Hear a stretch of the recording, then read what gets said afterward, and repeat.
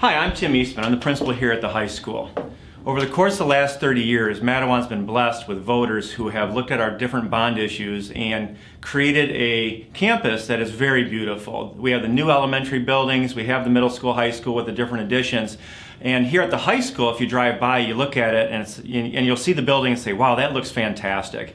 And it is very well maintained. We're very blessed to have a buildings and grounds crew that takes great pride in the work here in the building. But even with those bond issues, for example, repairing the roof, even with that going into place, we still have concerns about the interior of the building. We have water damage in a variety of different areas and things that we need to address. So here to talk a little bit about that is Ted Hatton, our stage director. Good afternoon, everybody. My name is Ted Hatton. I am the auditorium manager and technical director for the Mattawan Consolidated School Auditorium. So the auditorium has a few physical issues with the building. The biggest one being the roof and or the wall of the fly tower, which is actually kind of in the backdrop behind all the speakers and curtains up there.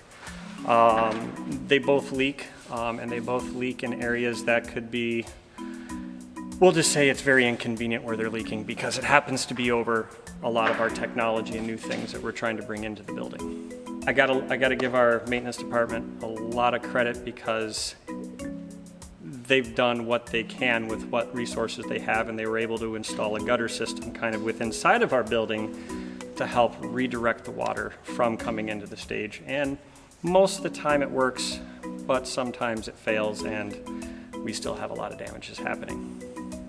I had two of my students, Maggie Jonker and Sam Beeson. They came in for a band competition and they were working on some stuff in the auditorium beforehand, and they happen to know that any time it rains that we have to check the buckets. So in a period of 2 hours, they managed to dump out somewhere in the ballpark of 150 gallons of water over that 2-hour period, and they called to apologize to me that they couldn't do any more because they had to get onto their band competition. So, I mean, the kids, I can't, that just goes to show how much this room and this space means to the kids that perform and do the technical things in here. If we can't keep the weather out, you can't have people in here. You can't have technology in here. If you can't turn the lights on to see people on stage, what's the point? So in making a donation to the auditorium or to put money towards our auditorium, you're giving to what I feel is the heart of the school district. It's a meeting place for all the grades to come to. It really is the heart of the arts department. Everybody uses it, from the athletics to the academics to the performing arts. Everything comes in and out of this room. And it's one of our most important spaces that we have, and unfortunately it is one of the more neglected spaces because it has not been used in a day-to-day basis for education. And that's what we're trying to do, is to use this space as a learning environment every single day.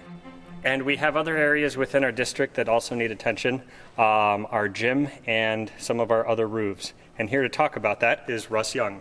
Hi, I'm Russ Young. I'm the Director of Buildings and Grounds at Mattawan Schools. I've been here for 36 years and I'm an alum of the school district as well. We have split-face block on the exterior of the building, which acts like a big sponge. It's very porous and absorbs the moisture instead of repelling it or letting it shed off like normal brick or siding would on a home. The water has absorbed, soaked through the block, over and over again over the years, and then it goes underneath the roof membrane and soaks into the insulation.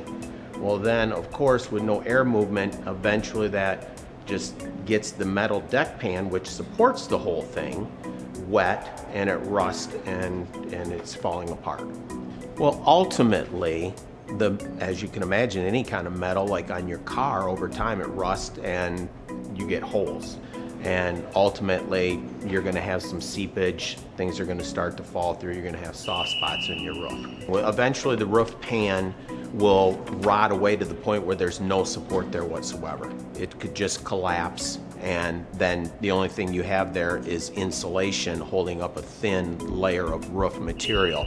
So since the bond went out and was approved, now we've seen more damage. It has surfaced since then that we can see from underneath, like on the running track where all the buckets are and so forth, wasn't quite so evident until just recently, and that's when we're seeing that we definitely have more issues.